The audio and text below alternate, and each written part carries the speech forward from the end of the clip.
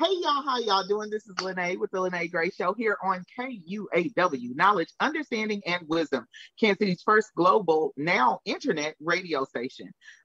You are most likely listening. Today is Tuesday. I want to say May 25th. So I want to wish a happy birthday tomorrow to my soon-to-be 23-year-old. 23, y'all. Good night. My POTUS, Jock Arthur. I love you, son. I love you. I love you. I love you. Happy birthday. I know you're going to kick it. You a Gemini. They always kick it. But I want to thank everybody for joining the Lyne't Gray Show today on Tuesday, May 25th, 2021. And we were supposed to be rounding off our Mental Health Awareness Month, but I decided to stretch out mental health awareness only because we will address this at least 5 to 10 minutes per show. And the only reason being is because we need to start getting people help. That's all. That's it. A lot of folks need help. You're most likely listening to the Lyne't Gray Show here on Facebook Live at KUAW-radio. You can also listen to us by typing in the letters KUAW on YouTube. Y'all start going over to the YouTube channel. If this channel mess up, just go on over to YouTube and watch it. It's still streaming. You can watch us on KUAW, type in the letters KUAW on YouTube. I don't know if it's KUAW Radio or KUAW on YouTube, Twitter, Instagram, and the Patreon app. Periscope, not Patreon. And for our people who really, you might be busy doing something, download the TuneIn app and you can listen on TuneIn. You don't have to watch to see what's going on. All you're doing is looking at us talk, looking at our beautiful faces while we're talking. That's it. So we have an ongoing station fundraiser, and it keeps the Lyne't Gray Show and much of our quality programming coming to you live each and every week. So I would ask that you please consider 1, 2, 3, 4, 5, 500, 5,000, $5 million donation through PayPal. Let's not put a limit on it. I used to have a pastor that passed around this big old planter bucket. He was like, you pass out a little plate, you get a little money. You ask for big money, you get big money. Pass out a big bucket, you get big money. He was right. So let's not limit it to $5 or $10. If you got money, hey, let me tell y'all this. Everybody who has those 1099s, I'm about to do a timeout on my introduction. Everyone who has a 1099, you need to find a place, a 501c3 to give money to so that you do not owe the government. I have several people who filed their taxes, and when they filed their taxes, the lowest number I've heard anyone owing the government is $2,000. That's the lowest number. Everybody else is up in the 5, the 10. One man owes the government $21,000. Imagine how much he could have ate off that ate up his fees, even if he just continually donated to Black Family Technology Awareness Association, BFTAA. What's it? I always say it wrong. The George, what is it? William Wells Group. A-Steam Village. A-Steam Village. I always want to say E-Steam Village. So that's why I never say it, because I don't want to say it wrong. It's A-Steam Village. And then KUAW. Y'all, these are 501c3 deductible donations. So come on in pretty and orally and all y'all come on in. I'm just doing an introduction. But these are 501c3 deductible, or might not even be 501c3, but they're 501 organizations. And you can make donations and they are tax deductible. Don't look up come time to file taxes and then calling Lyne't like, oh, Lyne't, what do I do? Well, you pay it. I had to pay it. Hey, you pay it. That's all you can do is when you haven't been making those donations and you owe that money, only thing you can do is pay it. So if you have any questions or you want to donate and you want to get your tax deductible donation form, email the station at KUAW985@gmail.com. I'm not going to give the telephone number because, people are there at specific times now. We're remote shows. So, but please feel free to send your in-kind donations, and all gifts of any amount are greatly appreciated, and they contribute to the quality of programming that you get here on KUAW. So now, we've been running a little bit late. We have special guests, Life 360 coming up. We are waiting for everybody to come into the Zoom live feed. But until then, we have Dos Minutos with Jorge. And so my son, Jorge Fuller for the people. Tell us what you got for us, Jorge. Let's start off with that the state has passed Senate Bill 53, and most people don't know what that means, but I suggest you look it up. That was the bill that I made mention of, that you can run over protesters without having to be liable if they are blocking traffic to certain areas. That also had within it reducing the restriction for Kansas City Police Department to be living in the city limits of Kansas City. So that tells you that shouldn't have passed from that point forward.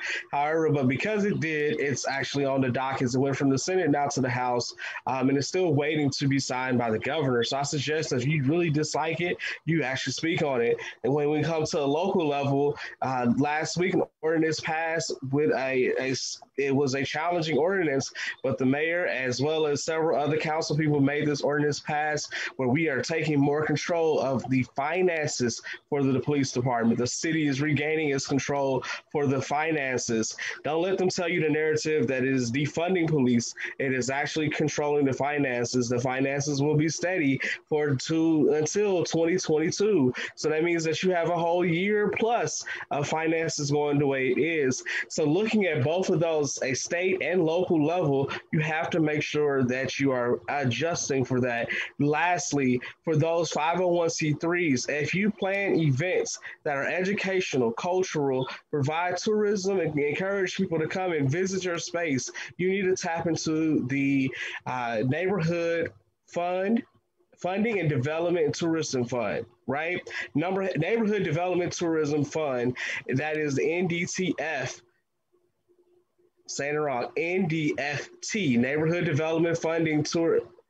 I was right. NDTF, Neighborhood Development Tourist Fund. It is it is actually for you to tap in to help with some of those costs and expenses, because you are engaging your city and showcasing different events. I learned this while speaking up at City Hall for the Juneteenth becoming a citywide holiday and celebrated by the city of Kansas City, which it should be. It's been way too long, and I think that is relevant into today's conversation. When we speak with Life 360, we discuss certain things that has been going on for way too long, and changes have to occur. And I was privileged to speak on that just a couple of weeks ago. I don't do things just so that you can see videos, but there's a video of it. It was streamed, and if you would like to look for it, just look on the KC's public website, and it's on there.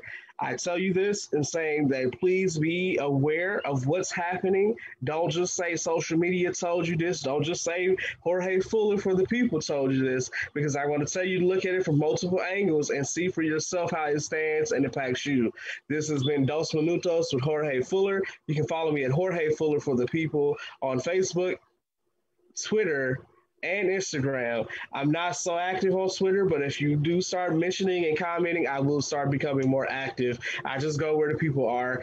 Thank you again. Hashtag Fuller for the people.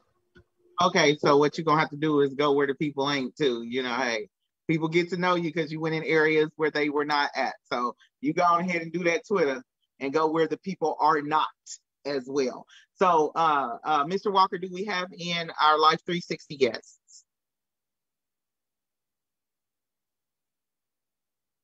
Okay, well, we about to wing it. Yeah, they do have the right link. They were on once before, so they know it's the same link.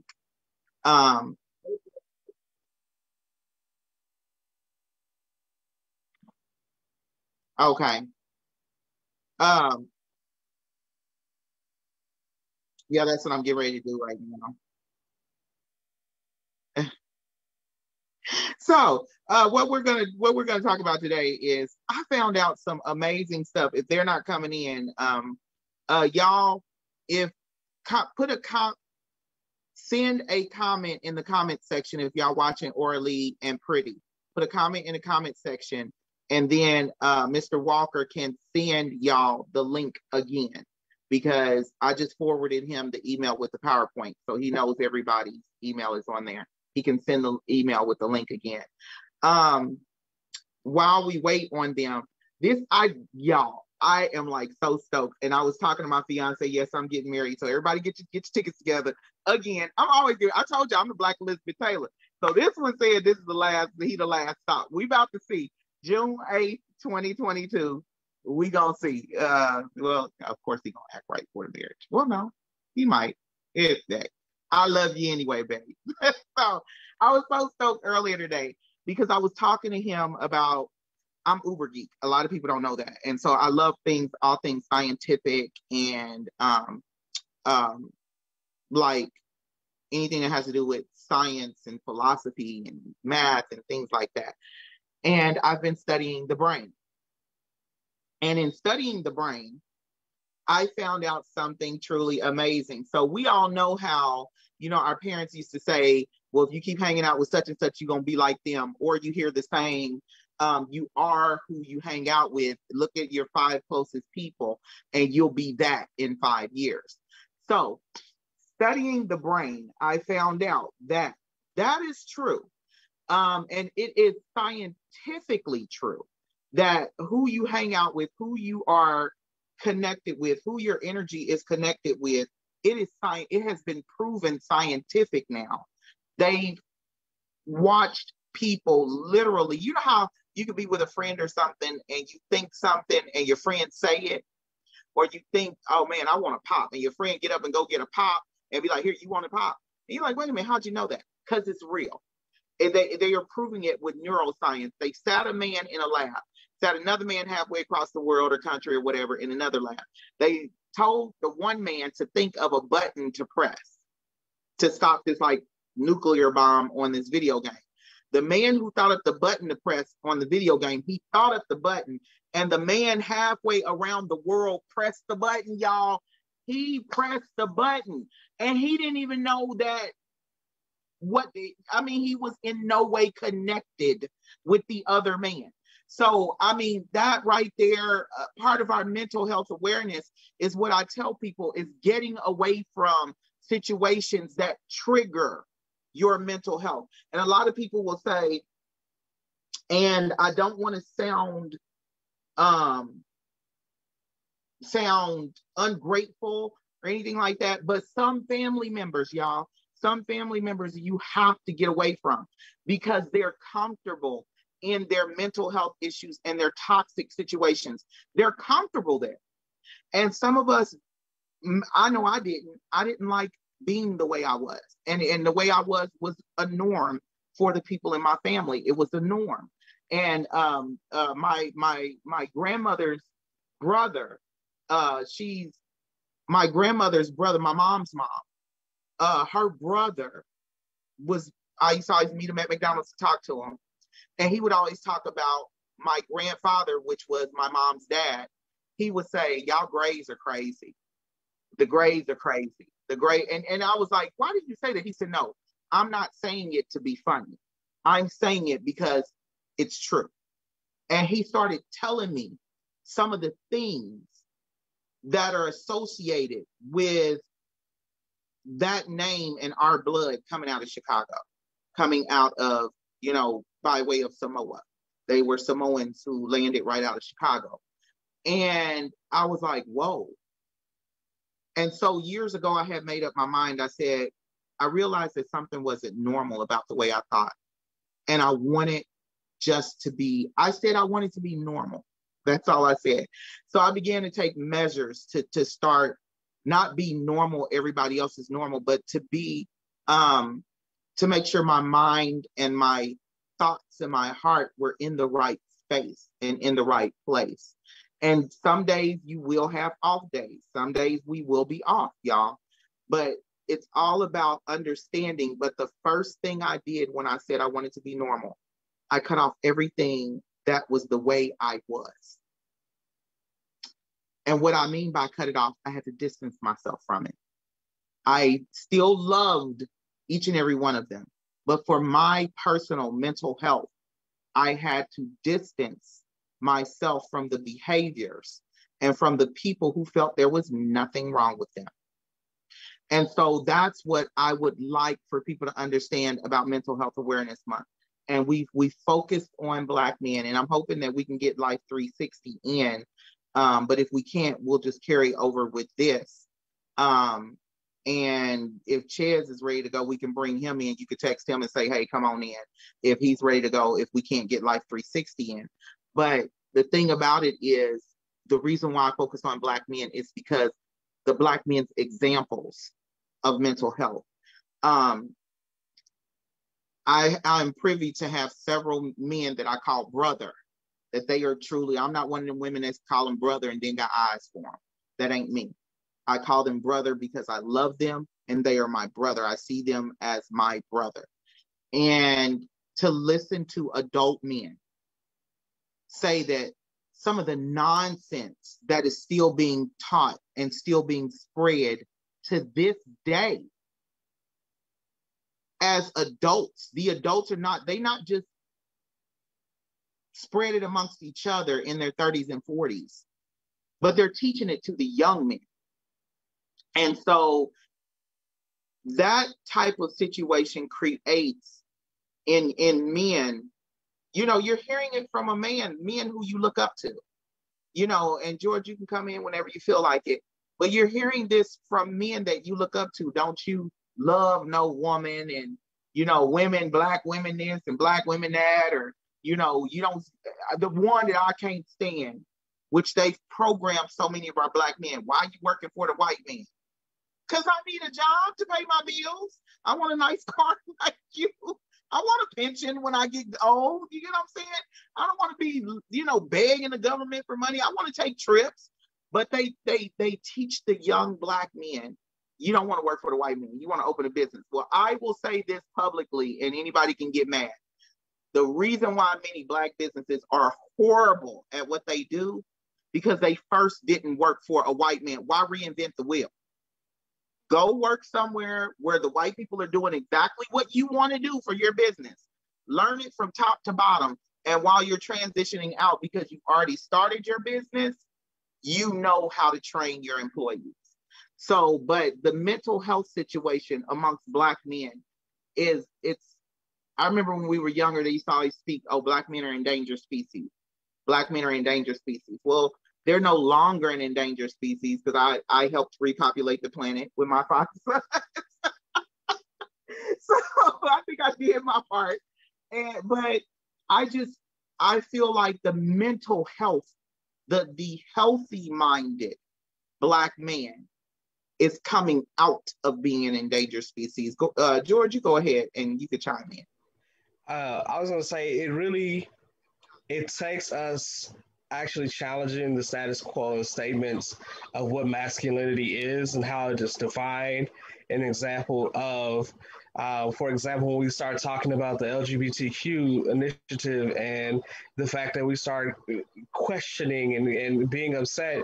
But I listened to the Red Table Talk a couple of weeks back, and they were talking about polyandry and polyamorous relationships, right? Mm-hmm. And just like when they said it, something clicked for me. They said this one line, and that way I don't get kicked off and we don't have our show phrase. But the one line was, a lot of people are in polyandrous relationships, but they just not open and communicating about it.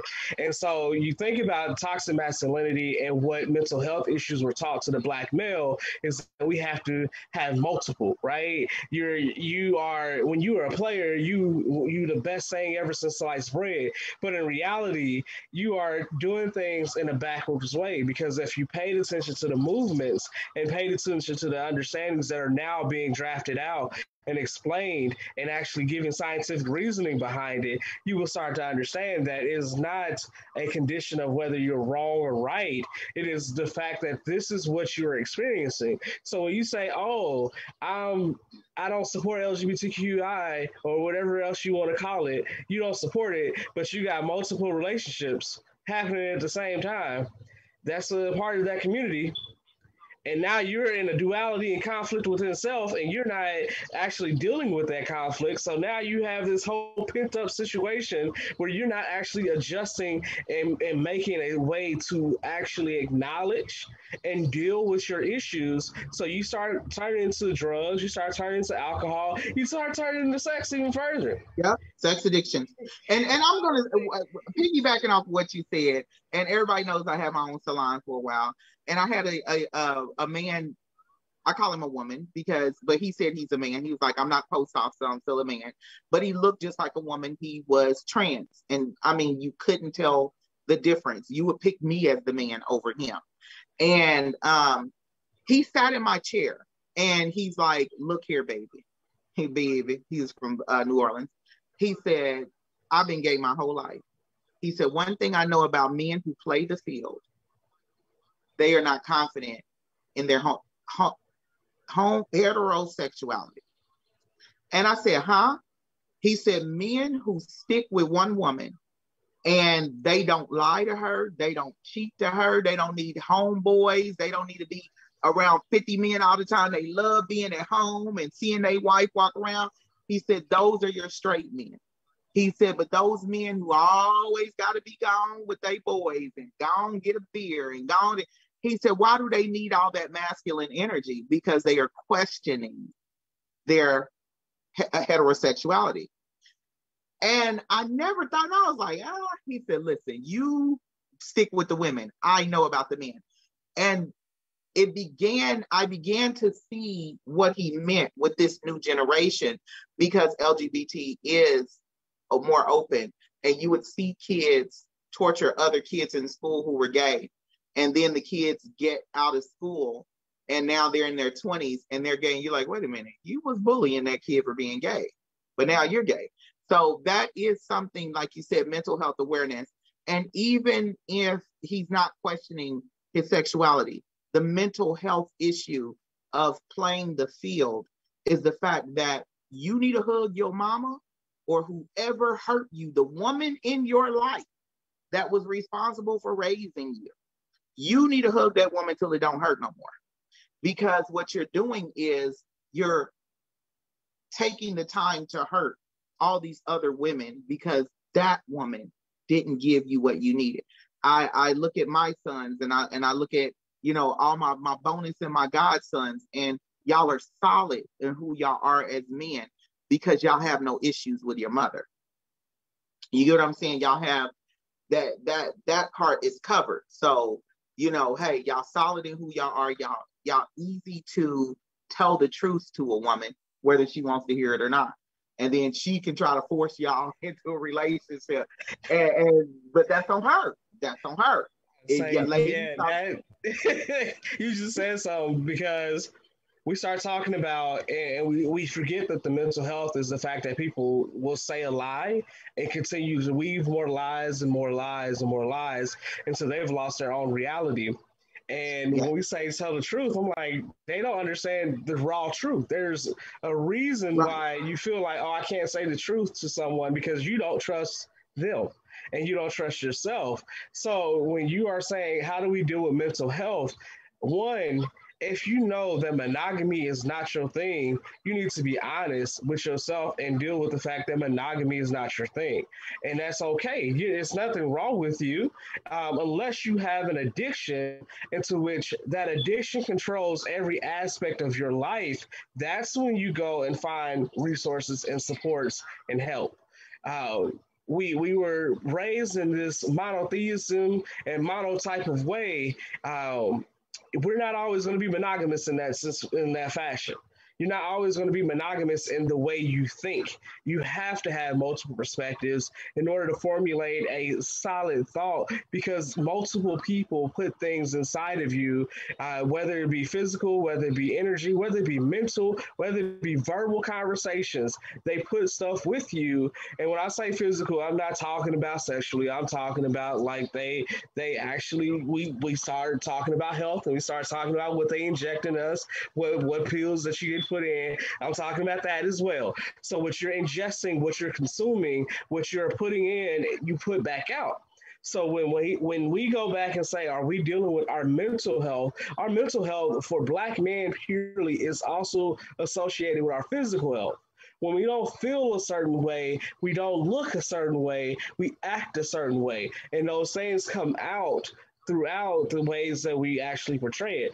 When I see alcoholism, I literally look and I'm looking in the mirror. And I'm not looking in the mirror for my reflection, but for a reflection of someone that resembles me that I watched go through this on a regular occasion as a child, who is someone that I look up to still, even though I learned from their mistakes. Because I told myself I wouldn't do XYZ. So alcohol is not my stress relief. It is not where I turn to when I go to it. And I'm saying that because the simple fact is they use this as their crutch to escape reality and not deal with the issues that they have. They had depression, they had anxiety, they had mental health disorders that weren't dealt with, and we turn to this because everyone preached normalcy. Ain't nothing normal about an individual, and the only reason why we consider normalcy as the way it is, that's white supremacist culture. They wanted everything to be normal. They wanted, this is the standard of way of life. And if you don't do it, it is something wrong with you. And that's absolutely false. So when we say mental health, we got to deal with that. We got to actually be courageous and step out. Here's the thing. I'm glad you said courageous, though, because I always tell people trying to be what everyone wants you to be will drive you crazy. It literally will drive you crazy. The most sane thing you can do in this world is be you. But I always say, be you in a healthy manner. Don't be you to the point that, like, we will use my little sister who passed away in 2018. The last time we sat there and talked, we sat at dinner and we talked for hours. I wound up having to tip the waitress, probably 3 or 4 hours worth of wages because we just sat at her table. And she was telling me that her start into addiction was wondering, number one, because her mom was an addict, and it was wondering what was so strong about crack cocaine that could make a woman abandon her children. And so she didn't have children, so she felt like, I'm safe. I can do crack because I'm safe. I don't have no kids. I don't have no husband. I can do what I want to do. And so as we sat there and we talked, and I was like, but you had people who loved you. She said, yeah. So then once she kicked the crack habit, the crack habit. And then, once you kick the habit, you gain weight. And so society was telling her she was too big. And some of us, no matter how much we walk, no matter how much we exercise, we are just going to be our massive selves. Like I tell people, you can skin me down to skin and bones and I will never be a petite woman, ever. And it just won't happen. But because of society's pressures and her not willing to stand up against the pressures of society, she wound up smoking wet PCP to keep the weight off. So therefore, she went from one extreme of just wanting to see what was wrong with her mother, and she kicked that crack habit. That was done once she figured out what it was. But then she jumped into PCP for weight loss. Now, I'm going to tell y'all, I had a friend who committed suicide in 2018, right before my little sister passed away, literally the same week. This one was going through a divorce. And this is where mental health comes in, y'all. She was married to this man. They were a very wealthy family, 7 figures, not 6. They had an image to uphold. Drugs played a part in keeping her small. She came out and told me the day that she actually committed suicide that I found out when they called me to ask what we talked about for so long. And I never had a hint that that's what she was going to do. But drugs and, street drugs that you would never think that certain people are doing. But that's mental health issues, y'all. Like George said something powerful. He said, the European standard is what tells us who we are supposed to be. I'm not supposed to be a Black woman with a voice. If I have a voice, I'm aggressive, I'm loud, I'm angry. But if you talk to people who know me, They're like, oh, that's my girl. She's so sweet. Hey, how you doing? You know, I pull into the company that I work for, and I pull into the hub with my trailer, and they answer the phone. They say hello, and I'm like, hey, how you doing? They're like, hey, my day is bright now that you're here. You get what I'm saying? But society tells me to back my voice down, to get small, to not be this ray of light. Because that is the European standard, is to be quiet, to be petite as a woman, to get soft. Until we learn to stop looking at others. I caught flack for being a natural hairstylist.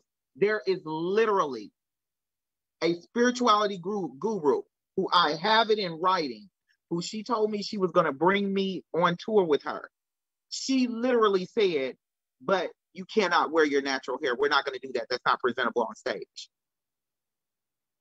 But now her hair looks just like mine. Not same texture, but same style. And that's how she teaches, is in her natural hair. But she had to get away from all of that to become herself. And I feel like as Black people, and I will keep saying this, I adore my daughter. She went to the Ivy League and kicked butt with her little ratchet-demic self. She stayed ratchet, and then did her speech with her butterfly lashes, her long weave, her nails, her beat face as a Black woman. You get what I'm saying? Walked up there doing her shimmy with her little tongue out. But she's happy to be her. And so when we find, like I was telling my fiance, I don't want you to be who you think you want, I want, you know, because I was like, why don't you ever put lines in your hair? He was like, I didn't think you liked that. I don't care if I don't like it. Do it anyway. You get what I'm saying? I'm going to like it. You know, there are people change their hair all the time. As long as it's not something that's, you know, hurting me. You putting lines in your hair ain't hurting me. I'm a hairdresser. I like it anyway. I tell them, if you dye your hair blonde, I'll be like, okay, well, you need to put a little bit purple on it to bring that blonde out some more. You know, but we have to let go of the European standard. Now that we're talking about polygamy, polyandry, things like that. One thing, first off, he and I did bring up, we watched the Red Table Talk, and I brought it up to him, and he was like, oh no, I'm too jealous of a man. And I thought I might want to do, I was like, well, it's a good idea. And then I was like, nah, because the first time I look up and he laid up under some woman, I'll be ready to burn the house down with them in it. So no, I'm too jealous of a woman for that. But the one thing that was pointed out was polygamy was normal. If you look in the Bible, polygamy is normal. If you look at other religions, polygamy is normal. They just started pushing monogamy because the women didn't want the poor men. The women, the rich, wealthy men had all the wives and all the concubines, side chicks as they call them now. But they had all of them because why? They were wealthy. And so they had to start pushing the narrative of monogamy, one man to one wife, because they were like, hey, yeah, spread them out. Why ain't these women marrying these men? And so you have to understand that. Another thing is a lot of the standards that are being looked at for today's, for, you know, years came from the Catholic Church as well.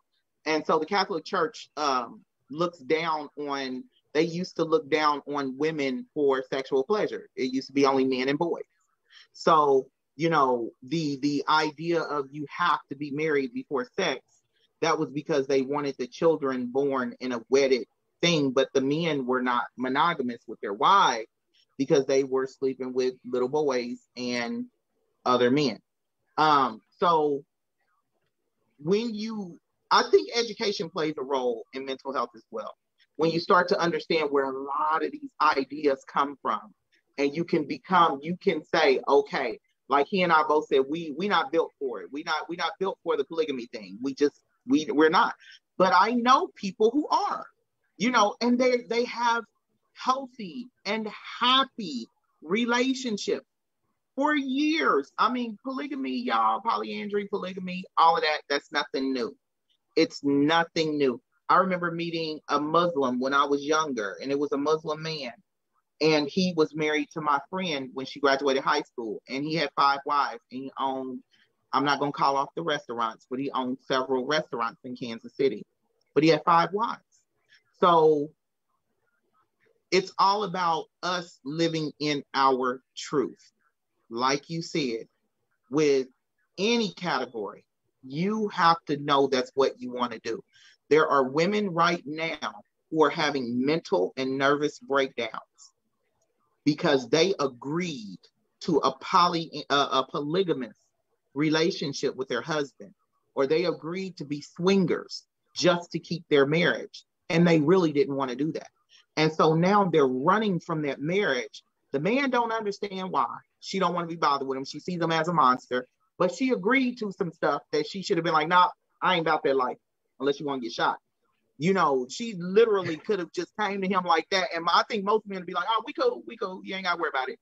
But living in your truth, y'all, it's time to stop. And I always tell people, I know some people who have made their lives look like the stuff dreams are made of on social media.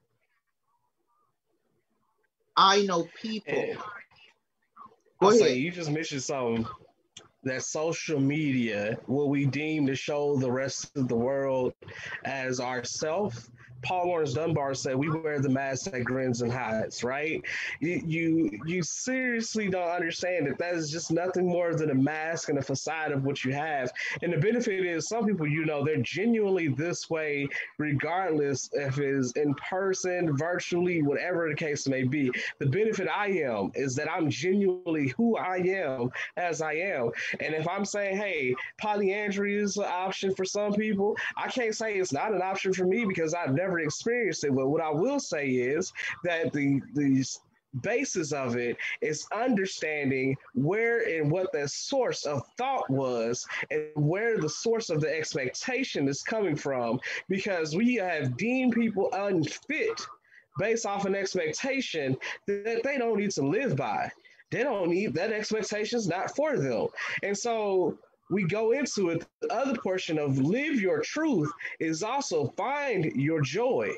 Remember back when you were in kindergarten and you was able to smile and say, that's my friend, and nothing else, no challenges to it, with no effort, no work. It was just your friend. You have to live in that. That's the way I find my joy. So yes, I have multiple groups, and I say I have multiple circles of friends. I can't invite everybody all at once because COVID, so we can't do it. But if I could, I would. I would say you have an invite. I can't invite mine at once because somebody go get something stolen out their purse. I ain't gonna well, you know, and I say this, the one thing I have to go with, no seal. Millionaires. It ain't even the low place people that's gonna be stealing them millionaire kleptos, I know. Hey, listen, I tell them one thing, don't steal. That's the only thing I dislike, don't steal. Whatever the case. I will tell them when I'm around them, I'm like, hey, you know, I can't stand a thief, but I'm gonna watch every day. I'm gonna count my soap when you leave. You know, but like you said, you are able to be friends with anybody. One thing I noticed, and I want us, this will be healing to Black people. Please listen to George when he said, when you're a kindergartner, anybody can be your friend. Because as long as they're not asking you to get in on what I tell people all the time, people used to be like, oh, that's your friend. Never forget I had a friend and everybody was like, oh, you know, she's a Santa Claus. Ho, ho, ho. And I was like, I don't care what she is. She can sleep with all of North and South Kansas City, all of Kansas, Des Moines, all of that. You don't disrespect her in my face. Because, like you said, we need to be able to be, and first off, quit worrying about what other people do in their bedroom. Come on, y'all. Everybody why are you worried about what other people do in their bedroom? The only time you should be worried about it is if they trying to bring you into it. If they're not, and people are like, oh, they're trying to turn our kids gay. I don't know where this whole scenario came from, that they're trying to effeminate the boys and turn the children gay. The boys who are, and I'm about to blow some people's mind. Look up the science of the sibling order. There is a science to the order of siblings. It is naturally known, and it was even written about in the Bible. It is naturally known that the second son is always the more effeminate son. He might not be gay, but he's the more, that's not saying he's the gay son. That's saying he's the son that likes to look good, smell good, keep them hands done, keep them feet done. He's the ladies' man. When you look at a picture of the second son, you're like, oh, he bad. He's sharp. I can always walk up to a man and say, you're the second son, aren't you? And they'll say, how you know? I say, you good looking. You get what I'm saying? And so that the oldest son is always the well, in my case, well, yeah, my son answered the phone was like Black Jesus. He got the whole dreads with beard and stuff. But I was about to say, in my case, the oldest son is not the rough around the edges, but he is. He just was keeping up that facade because he was married, and then he went from having a mama who made him look good to being with a wife who always wanted him to look dapper. And so now he just walking around looking like Black Jesus for real. He answered the phone.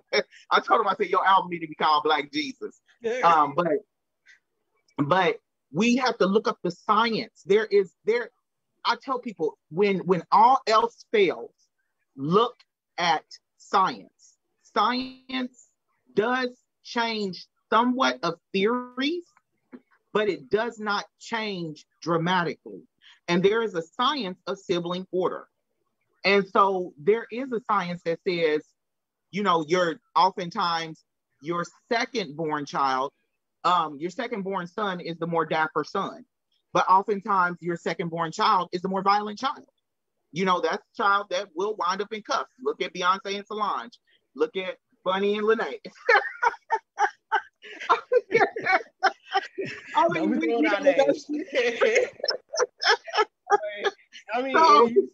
And some people start thinking like, is this, we also have to understand that there's a multitude in our family dynamics, because some people were born and you were the second for one group while you're the first for another. Yeah, absolutely. So I literally, my first 4 children, Minnie, get out. She always trying to, Minnie don't know how to act, y'all. Minnie ain't like Lilo. She can't be on camera. But my first 4 children are the first children of their dads. But they're my first, second, third, fourth. So you're absolutely right about that. You have to look at the dynamic. But what I'm saying is we need to stay out of other people's lives. Life is so much simpler when you mind your own business. I think, and I will dare to say this, and I was saying this, and it came out on the phone. I was driving up the street, well, not up the street, driving up to Nebraska, and I was talking to a friend on the phone. And I said, some of the messiest people are the most judgmental people. I said, they got all kind of issues going on in their life. They judging other people, and they always keeping mess going. And it seemed like they got mental health issues. And we were just talking about that. And he said, you're right. And so in recognizing that might be something that you gauge yourself with. Are you always starting some mess? Is it always some kind of confusion? Is it everybody running from you because you not fun, not even just fun, but you're a stress to be around, you're a strain to be around. Start looking at yourself, put the mirror up and say, okay, what is it about me that I need to change? When you start becoming truthful with yourself, you will begin to heal your mind. That is the basics. It's accountability. What they say, the first step to healing addiction is admitting you have a problem. Yep. I say you have to acknowledge what your issue is. And the reason why I mentioned polyandry in the Red Table Talk, because they said that in order for you to move forward in this, you have to deal with your insecurities.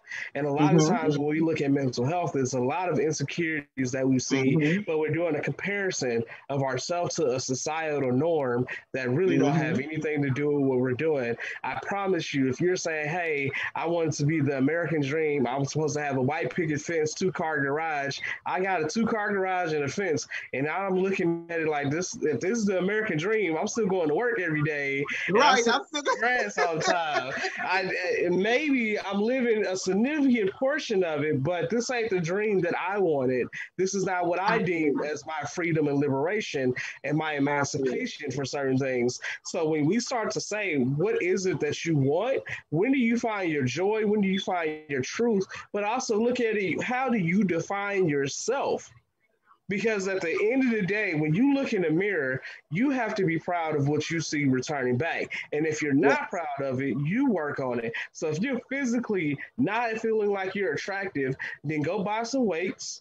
Go buy some walking opportunities. Go get a dog and walk the dog. Just do something to where you start to see yourself transform into what you want to see.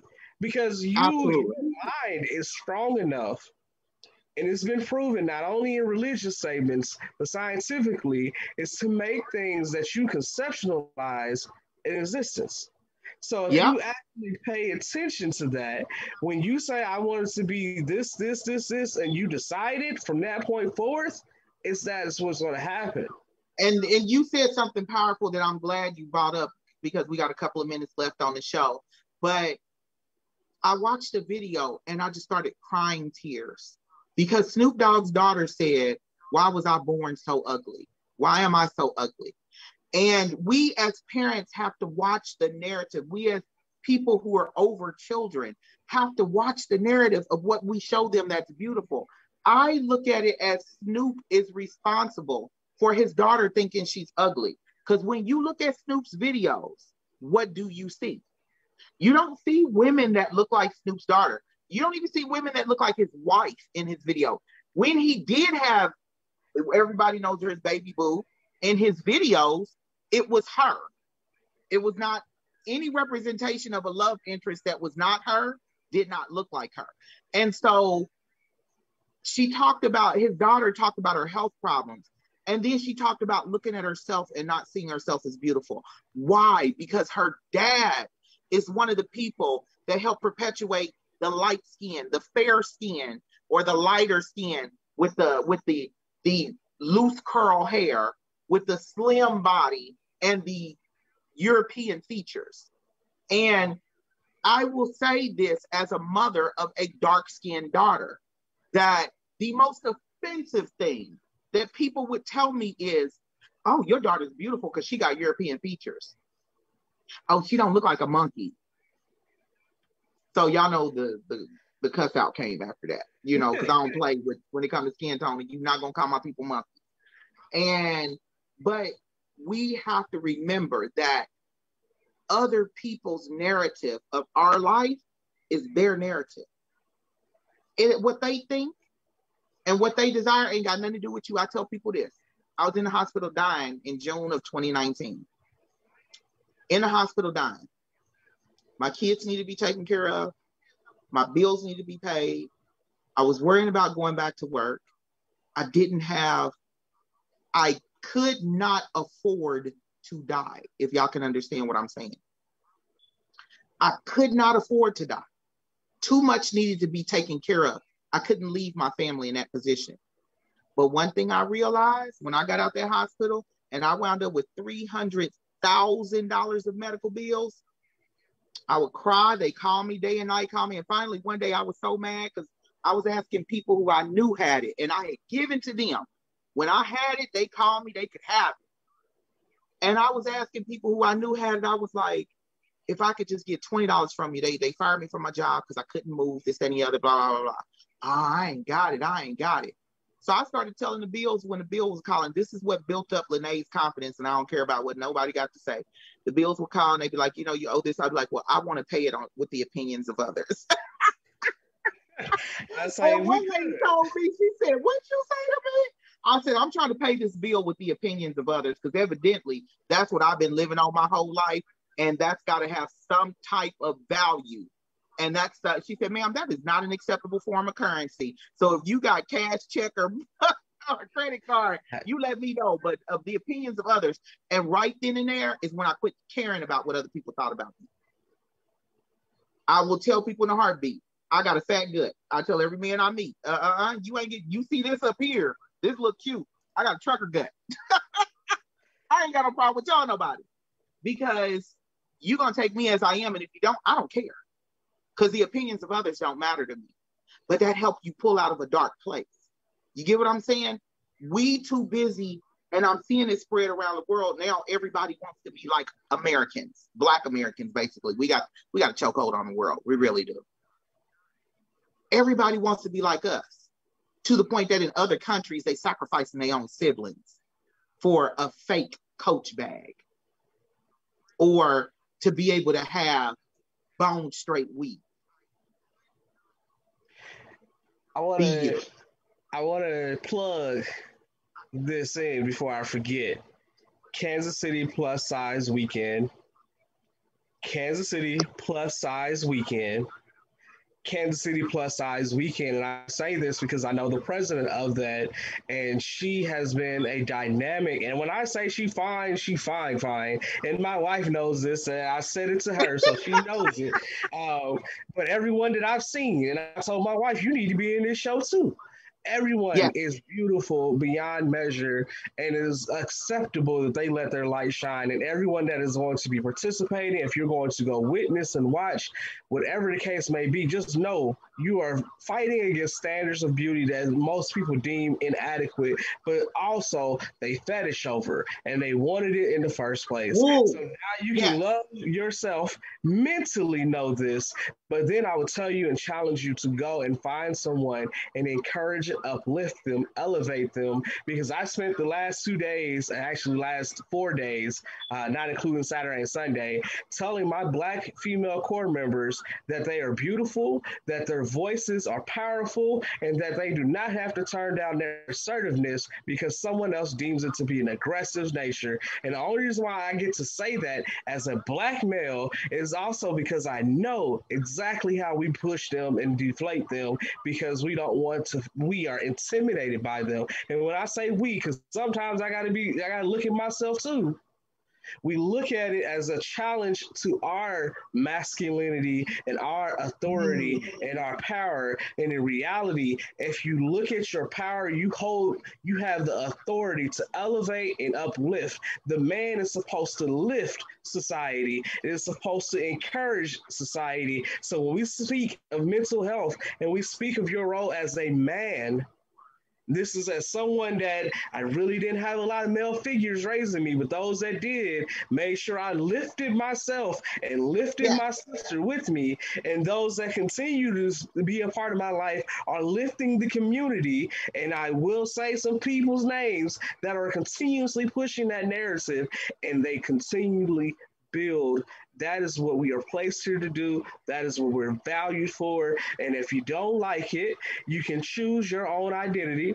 And we're going to either accept your identity and acknowledge you for what you want, or we're going to ignore you just like everyone else. But if you are acknowledged, I suggest you do the same for someone else. If you want to be